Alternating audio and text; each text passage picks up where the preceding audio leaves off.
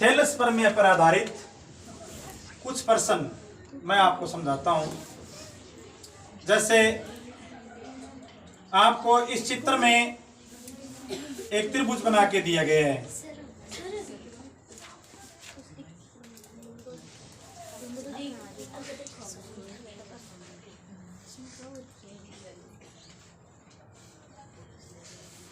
आपको एक त्रिभुज बना के दिया गया है ABC, और इसमें बच्चों ये दे दिया DE समांतर BC, यानी ये दिया है DE समांतर है BC, और बच्चों ये दे दिया 5 सेंटीमीटर है D,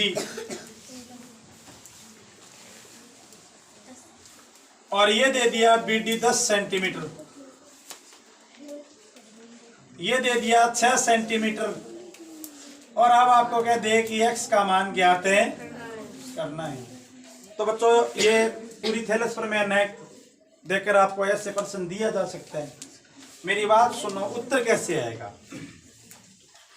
किसी भी त्रिभुज में पहले तो आपको पूरा लिखना चाहिए। किसी भी त्रिभुज में एक भुजा के समांतर खींचा गया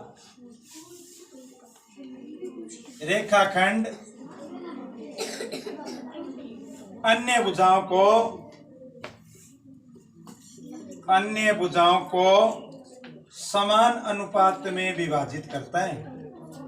समान अनुपात में विभाजित करता है। ये थेलस प्रमेय है और इसी का नाम है आधारभूत अनुपातिकता प्रमेय।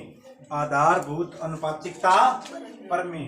तो बच्चों देखो ये DE समांतर BC है, तो इसका मतलब थेलस प्रमेय से इसका उत्तर ये आएगा, इधर का अनुपात और इधर का अनुपात। ध्यान दीजिए, चित्र में बाएं तरफ का अनुपात दाएं तरफ के अनुपात के बराबर आएगा। तो इधर बच्चों अनुपात खंड कौन कौन से बने? AD बटा BD। इधर कौन सा बना? AE बटा EC। तो देखो अब बहुत सारे बच्चे क्या करते हैं कि ये तो इधर लिख देते हैं, ये इधर लिख देते हैं, उल्टा। आपको ध्यान रखना है बच्चों, आप एक बिंदु से लिखना शुरू करो, इधर लिखना शुरू करो ना तो इधर फिर इधर ही लिखना शुरू होगा। अगले प्रश्न में ये बात क्लियर होगी। AD 5 और BD 10, AE 6 और ये कितना हो गया? X। वजन गुणा किया 5x 10 छिक्का 60, तो x आ गया 60 बटे 5 और x आ गया 12 सेंटीमीटर, यानी x का मान है वो कितना है? 12। देखो बच्चों अगला प्रश्न, आपको कंफ्यूज करने के लिए ना, जरूरी नहीं सदैव इसी प्रकार से चित्र दिया जाए। ये त्रिभुज दे दिया PQR, और ये कह दिया बच्चों इसके समांतर ये रेखाखंड है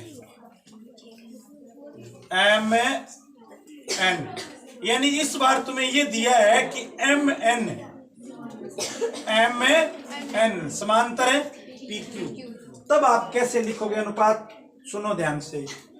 मान लो ये 2 सेंटीमीटर है PM और MR 4 सेंटीमीटर है, ये 5 सेंटीमीटर है, और अब आपको कहते हैं कि x का मान ज्ञात है करो। देखो बच्चों MN समांतर PQ है, MN समांतर है PQ है, तो थेलस प्रमेय लग जाएगी। यानी किसी त्रिभुज में यदि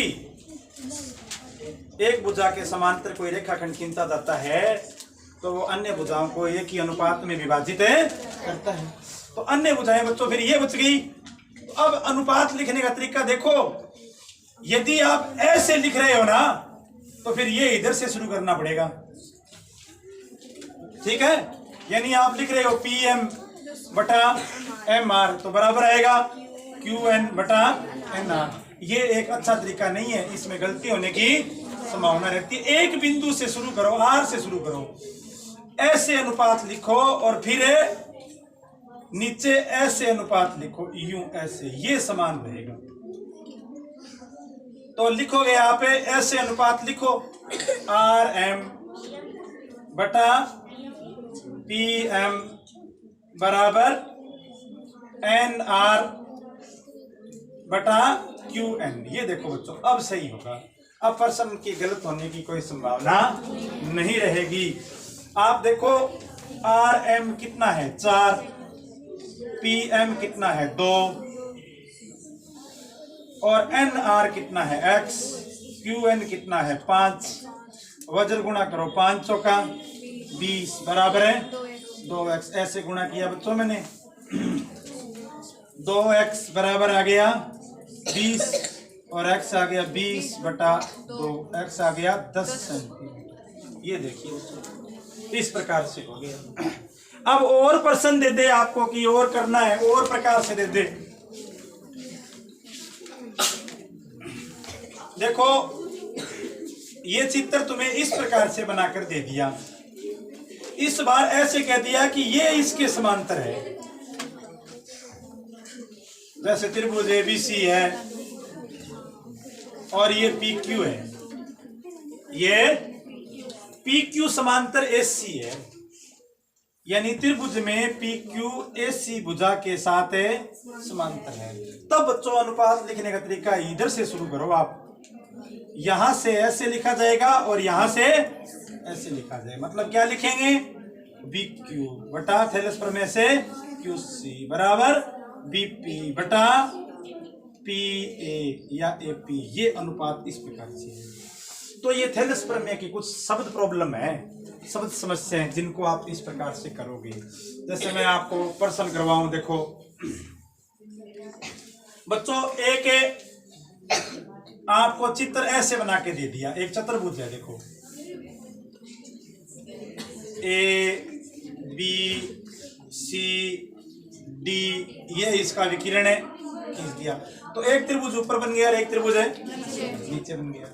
अब यहां पर बच्चों कोई एक लाइन है एक्स वाई जो BC के साथ है समांतर है, और नीचे एक लाइन है जो CD के साथ समांतर है। देखो ध्यान से देखो आप, ऊपर वाले त्रिभुज में एक लाइन एक्स वाई, ये वाई है बच्चों,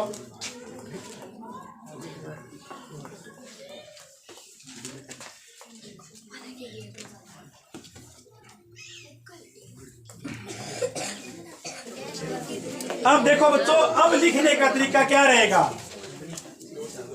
यदि इस प्रकार का प्रश्न दिया हो तब आप क्या लिख सकते हो, सुनो ध्यान से। तो अब दोनों त्रिभुजों में बारी बारी थैलेस प्रमेय लगाएं, दोनों त्रिभुजों में बारी बारी थैलेस प्रमेय लगाएं। तो बच्चों आप खुद देखो कि ये जो ए वाई बटा वाई सी है वो दोनों ही त्रिभुजों में आएगी। पहले मैं त्रिभुज ये ले बच्चों ए बी सी त्रिभुज है, इसमें एक्स वाई समांतर है BC। तो बच्चों इधर से अनुपात लिखना शुरू करूं, AX बटा XB, और फिर इधर से ही शुरू करूंगा AY बटा YC। समीकरण नंबर 1। दूसरे त्रिभुज में आओ, त्रिभुज ADC YZ समांतर CD। तो बच्चों इधर से लिखना शुरू करो AY बटा YC और बराबर AZ बटा ZD। समीकरण नंबर है 2। तो अब बच्चों समीकरण 1 और 2 को देखो आप ध्यान से। मैंने ये कहा था ये लाइन दोनों ही त्रिभुजों में काम आएगी, आएगी ना दोनों ही त्रिभुजों में। तो ये देखो ये दोनों समीकरणों में ये आ गया ना, AY बटा YC, यहाँ भी आ गया और यहाँ भी आ गया। तो अब समीकरण और 1 और 2 से तरीका सुनो, जो बराबर है उनको छोड़ दो और बराबर नहीं है उनको बराबर है लिख दो। तो बराबर कौन नहीं, ये छोड़ दो, बराबर भाग। समीकरण 1 व 2 से हम लिख देंगे ax बटा xb बराबर az बटा zb। ये देखो बच्चों, इस प्रकार से आप थेलस प्रमेय का यूज कर सकते हो।